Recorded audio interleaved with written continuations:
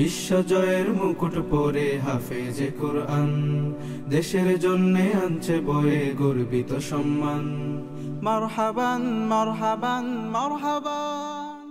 আসসালামু আলাইকুম ওয়া রাহমাতুল্লাহি ওয়া বারাকাতুহু। মার্কেন্টাইল ব্যাংক তাকওয়া নিবেদিত বিশ্বজয় তারক অনুষ্ঠান থেকে স্বাগত জানাচ্ছি। দেশ কিংবা প্রবাস যে যেখান থেকে আমাদের অনুষ্ঠান দেখছেন, আশা রাখি ভালো আছেন। আমরা দোয়া করি আল্লাহ তাআলা আপনাদের সবাইকে সব জায়গায় সবচেয়ে ভালো রাখুন। হাদিসটি সহিহ হাদিস, সহিহ মুসলিমে আসছে। হাদিসটি বর্ণনা করেছেন আবু হুরায়রা রাদিয়াল্লাহু আনহু। তিনি বলছেন, রাসূলুল্লাহ সাল্লাল্লাহু আলাইহি ওয়াসাল্লাম বলেছেন, লা তাজআলু বুয়ুতাকুম মাকাবিরা, তোমরা তোমাদের ঘরগুলোকে কবর বানিও না। অর্থাৎ ঘরে কোরআন মাজিদ তেলাওয়াত না করে কবর বানিও না, ঘরগুলোতে কোরআন মাজিদ তেলাওয়াত করো। কারণ যে ঘরে সূরা বাকারা তেলাওয়াত করা হয় সেখানে শয়তান থাকতে পারে না, শয়তান পালিয়ে যায়। তা আমাদের উচিত ঘরগুলোকে কবর না বানানো, কোরআন মাজিদ বিশুদ্ধ করে তেলাওয়াত করা, প্রত্যেকটা অক্ষর যেন বোঝা যায়, অর্থ জানা, আল্লাহ তাআলা কী বলেছেন সেটা জানা, ব্যাখ্যা জানা, তাফসীর জানা, সে অনুযায়ী আমল করা, কোরআনে অধ্যয়ন করা, কোরআনে গবেষণা করা। দর্শক, আমাদের অনুষ্ঠানে আন্তর্জাতিক পুরস্কারপ্রাপ্ত হাফেজদের আমরা আহ্বান করে থাকি। আজও তার ব্যতিক্রম নয়। আজ আমাদের মাঝে রয়েছেন আন্তর্জাতিক পুরস্কারপ্রাপ্ত হাফেজ সাদ সুরাইল। আসসালামু আলাইকুম ওয়া রাহমাতুল্লাহি ওয়া বারাকাতুহু। ওয়া আলাইকুম আসসালাম ওয়া রাহমাতুল্লাহি ওয়া বারাকাতুহু। কেমন আছেন সবাই? আলহামদুলিল্লাহ, আপনি কেমন আছেন? আলহামদুলিল্লাহ, আমি ভালো আছি। দর্শক, আমাদের মাঝে আরও রয়েছেন লেখক ও আলোচক নাজমুস সাআদাত।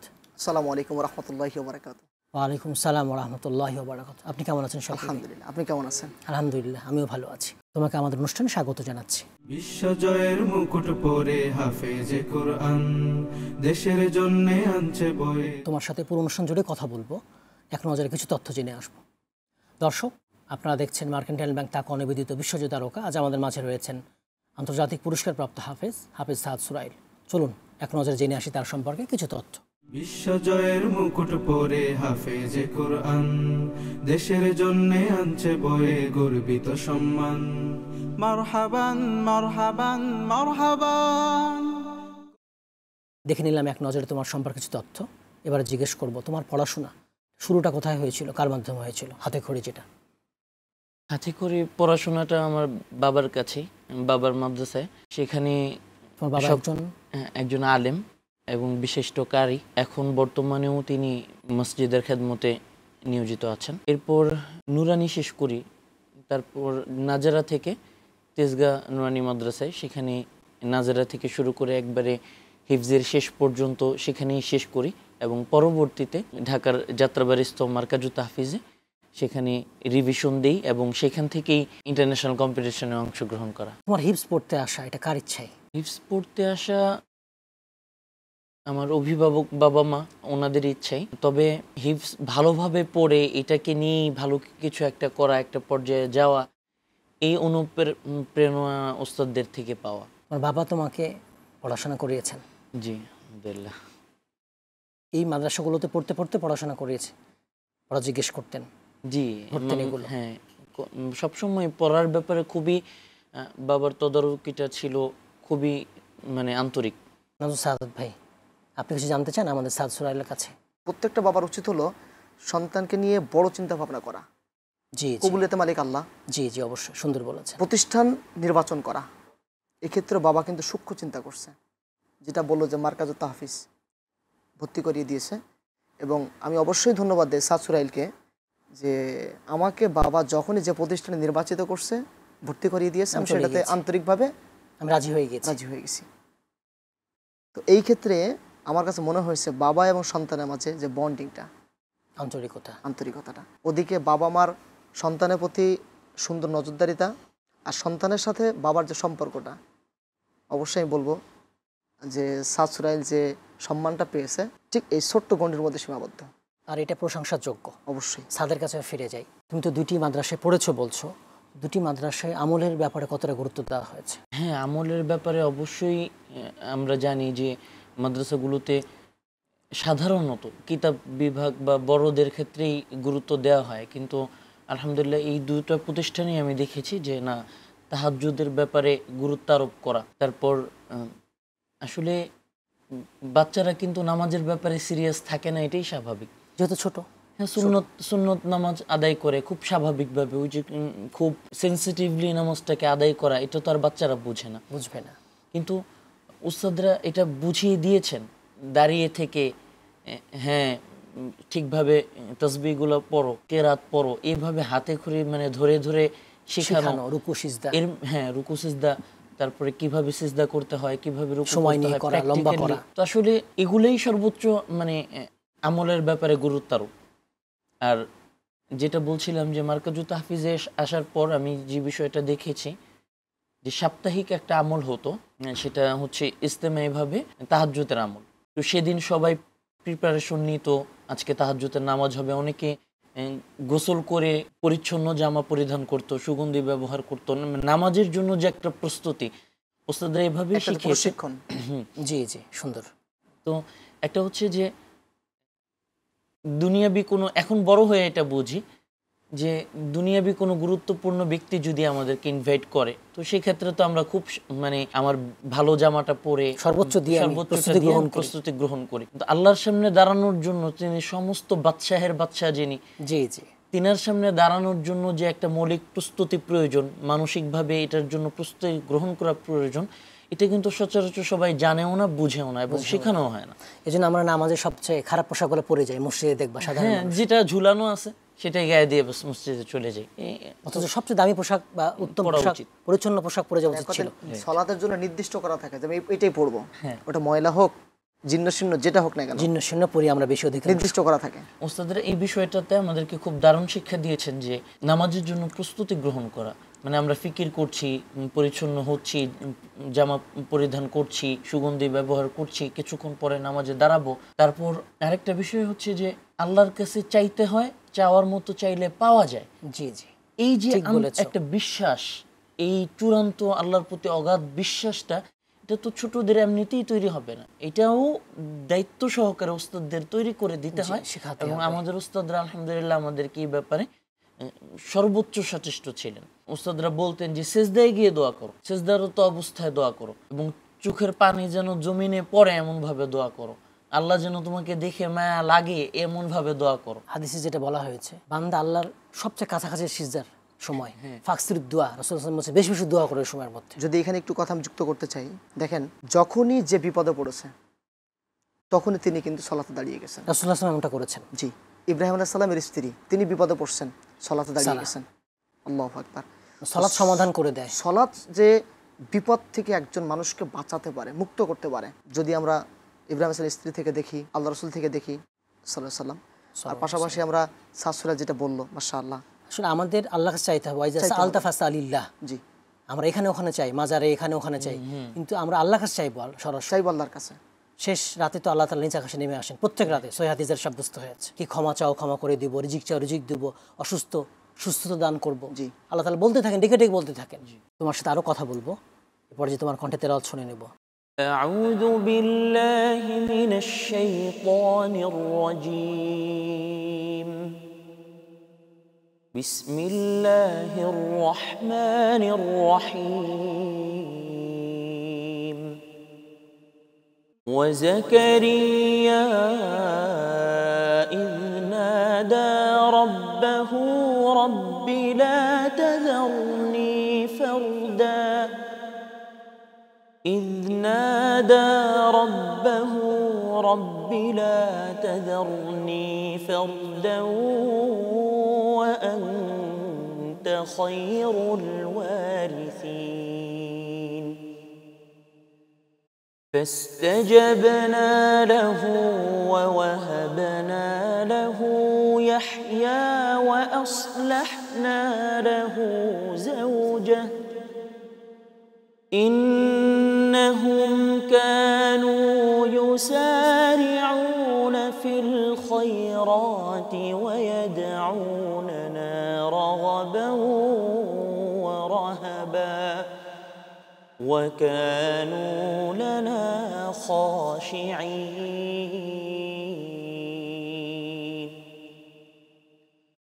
والتي أحصنت فرجها فنفخنا فيها من روحنا وجعلناها وابنها آية للعالمين ইন্না হাযিহি উম্মাতুকুম উম্মাতান ওয়াহিদাতান ওয়া আনা রাব্বুকুম ফা'বুদুন ওয়া তাকাত্তা'উ আমরাহুম বাইনাহুম কুল্লুন ইলাইনা রাজিউন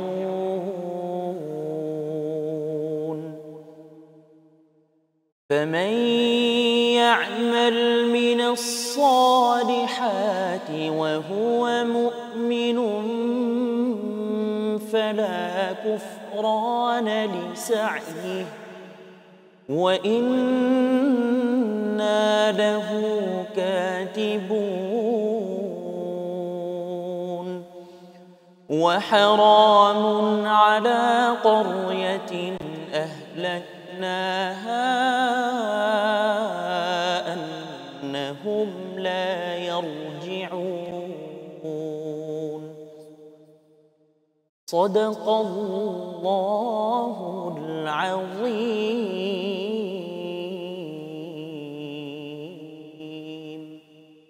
হাসানতা জাযাকাল্লাহ খাইর। অসাধারণ তেলাওয়াত, হার্ট টাচিং, হৃদয় স্পর্শী তেলাওয়াত। তোমার তেলাওয়াতের আমি এমনি ভক্ত অনেক আগে থেকে। আল্লাহ তাআলা তোমার কণ্ঠে আরও বারাকা দান করুন।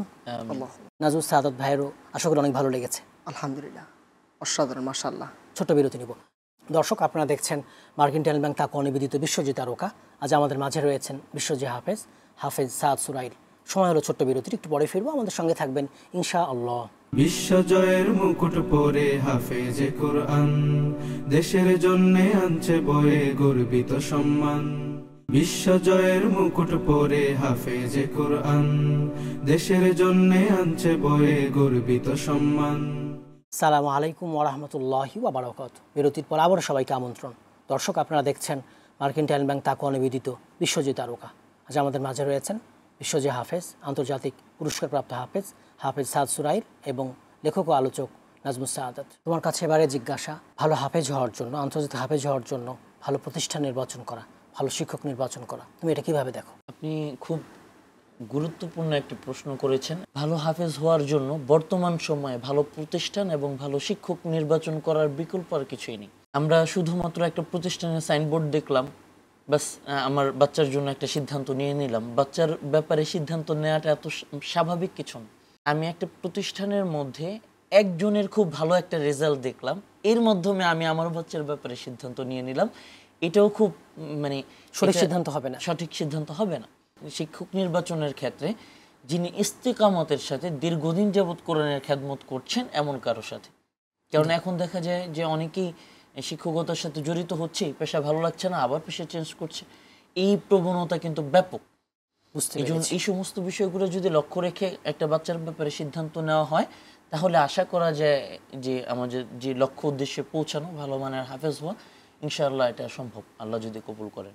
জি, সুন্দর বলেছেন। আপনি কি জানতে চাচ্ছেন? আমি খুবই আনন্দ পাচ্ছি আর কি, আপনি যে প্রশ্নগুলো করছেন প্রথম দিকে যেটা বললো যে শিক্ষক নির্বাচন, প্রতিষ্ঠান নির্বাচন, একজনকে দেখেই প্রতিষ্ঠান নির্বাচন করা যাবে না। আমার কাছে খুব হৃদয়ে আঘাত লেগেছে এই কথাটা, যে আসলেই সত্য। এটা চমকপ্রদ বিজ্ঞাপন হচ্ছে এখন, এটা দেখেই সিদ্ধান্ত নেওয়া যাবে না, প্রতিষ্ঠানে যাবে না। এবং এটাই বেশি হচ্ছে এখন। সাদ সুরাইল যেটা বললো এটাই বেশি হচ্ছে। মফিয়ারে সাদ সুরাইল আমাকে বলছিল যে আমানতদারিতা অনেক শিক্ষকের নাই।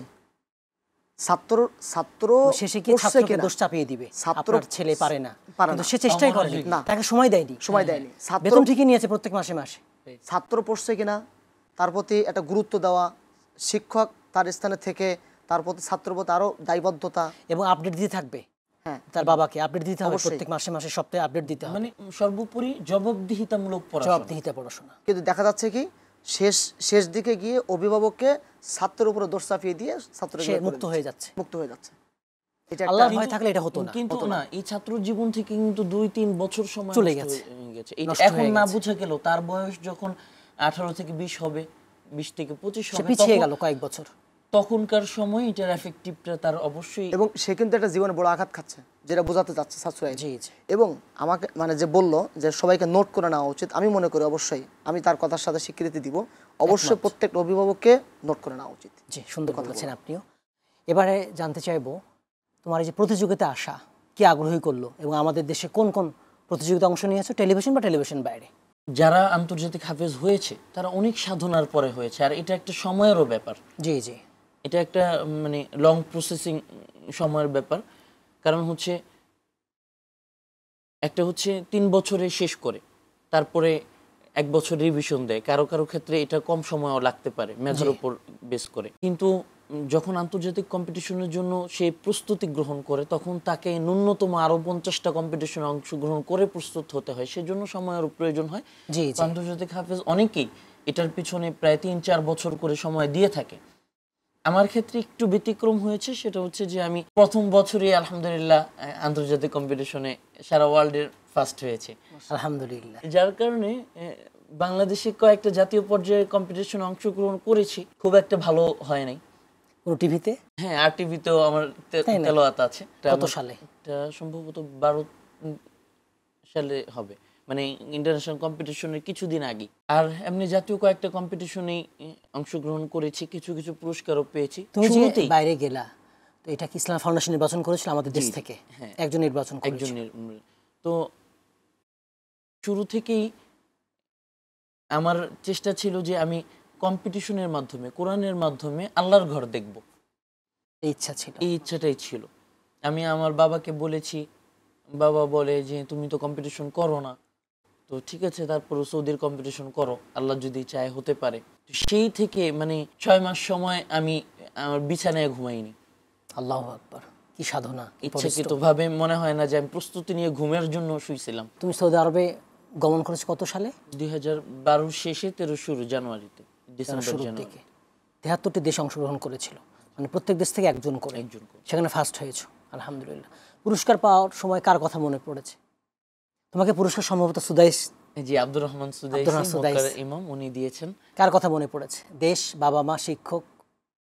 তখন আসলে ছোট ছিলাম তো, মায়ের কথাই মনে পড়েছে সর্বপ্রথম, এটাই সত্য। এবং পরবর্তীতে মনে হয়েছে যে আসলে আমার দেশের সবাই কি খুশি কিনা যে আমি এত ভালো একটা রেজাল্ট করলাম।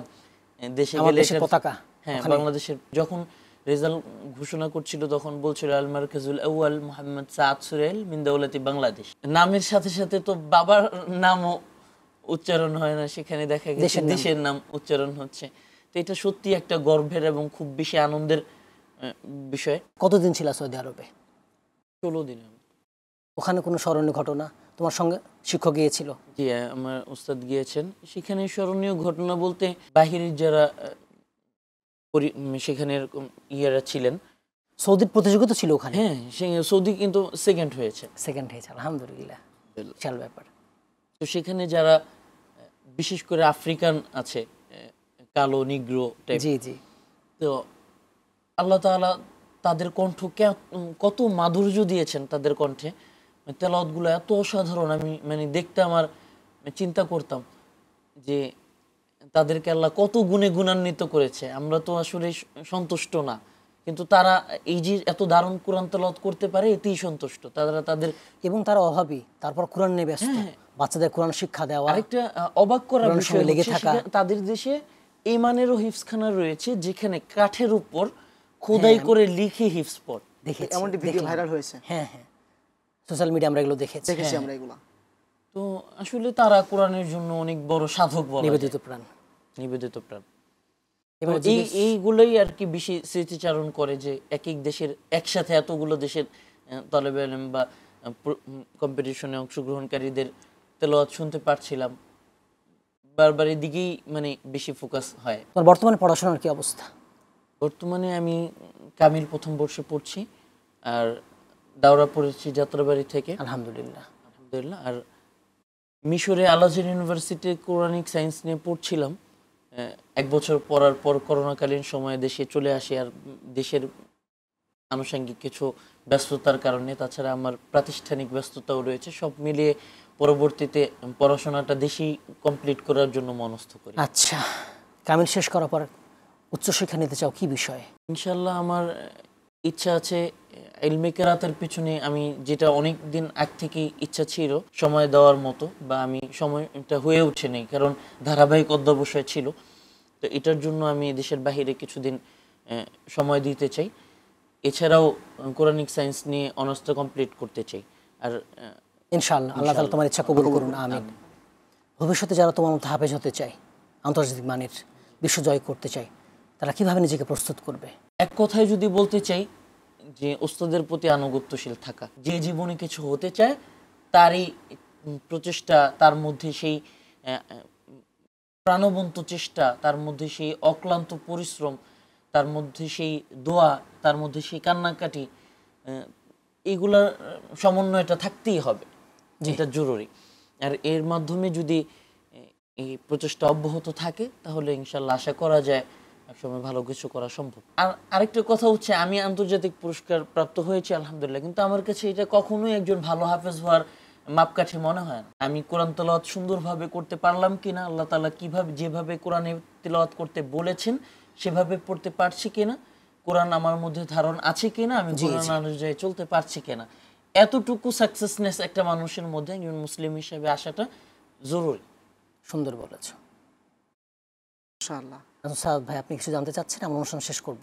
খুব বেশি আনন্দ পাচ্ছি আর কি, তার প্রত্যেকটা কথার মধ্যে শিক্ষা আছে। শুনে শুনে, এবং মানে খুব ভালো কথা বলে, বড় হয়ে গেছে এখন, চমৎকার কথা প্রাপ্ত বয়স্কের মতো কথা বলতে পারছে, অন্যরা পারে না কিন্তু। এবং প্রত্যেকটা কথা কিন্তু সাজিয়ে গুছিয়ে এবং গবেষণামূলক কথা বলছে, গবেষণামূলক কথা। না না, অবশ্যই। আমি ওর সাথে আমার পরিচয় কিন্তু অনেক আগে থেকে, রাজশাহীতে গিয়েছিল 12-13-15 সালের দিকে, বোধহয় 15-16 দিকে গিয়েছিল। আচ্ছা আচ্ছা, তখন থেকে আমার পরিচয় তখন ছোট ছিল।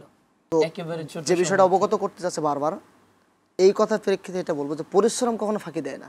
সুন্দর বলেছেন। পরিশ্রম করলে তার ফিডব্যাক পাবেই। যে চেয়েছে যে আল্লাহর কাছে আমি ভালো কিছু চাই, আমি কোরআন হাফেজ হতে চাই, বড় আলেম হতে চাই, আমি একজন একনিষ্ঠ খাদেম হতে চাই, যে চেষ্টা করেছে সে কিন্তু সেখান থেকে সেটা সফল হয়ে বের হয়ে চলে আসছে। আর একটা সুন্দর পয়েন্ট বলেছে, খুব ভালো লাগছে আমার কাছে, যে বিশ্ব যে হাফেজ হয়ে আসলেই কিন্তু সে যে আসলেই খাঁটি হাফেজ হয়ে গেছে, মনে আছে কিনা, সে অনুযায়ী আমল করছে কিনা, বিশুদ্ধ করে পড়ছে কিনা, এটা কিন্তু একটা গুরুত্বপূর্ণ মেসেজ। জি, অনেক ধন্যবাদ আপনাকে মূল্যবান মন্তব্যের জন্য। কারণ ধন্যবাদ আমাদের মূল্যবান সময় দেওয়ার জন্য। জাযাকুমুল্লাহ খাইর। আপনাকে ধন্যবাদ আমাদের সময় দেওয়ার জন্য। জাযাকাল্লাহু খাইরান। দর্শক, আপনারা এতক্ষণ দেখছিলেন মার্কিন টাইমব্যাক তাকওয়া নিবেদিত বিশ্বজয় তারকা। আজ আমাদের মাঝে ছিলেন বিশ্বজয় হাফেজ সাদ সুরাইল, আরও ছিলেন লেখক ও আলোচক নাজমুস সাদাত। যে উদ্দেশ্যে আমরা অনুষ্ঠান করি সেটা হলো আমাদের অভিভাবকরা এখান থেকে শিক্ষা লাভ করবে, তাদের সন্তানদের কীভাবে গড়ে তুলবে, কীভাবে আন্তর্জাতিক মানের হাফেজ হিসেবে গড়ে তুলবে। আর এরই মাধ্যমে আমাদের দেশ আবারও বিশ্বের বুকে মাথা তুলে দাঁড়াবে, আমাদের দেশের পতাকা উড্ডীন হবে। আরেকটি বিষয়, সেটা হলো মার্কিন টাইমব্যাক তাকওয়া সারা দেশব্যাপী ইসলাম ব্যাংকিং সেবা দিচ্ছে। আপনারা দেশের যে কোনো শাখা থেকে সেবা গ্রহণ করতে পারেন। আগামী পর্বে আরেকজন বিশ্বজয় হাফেজকে নিয়ে উপস্থিত হব। সে পর্যন্ত আল্লাহ তাআলা আমাদের সবাইকে ভালো রাখুন, সুস্থ রাখুন, সুন্দর রাখুন। আমিন।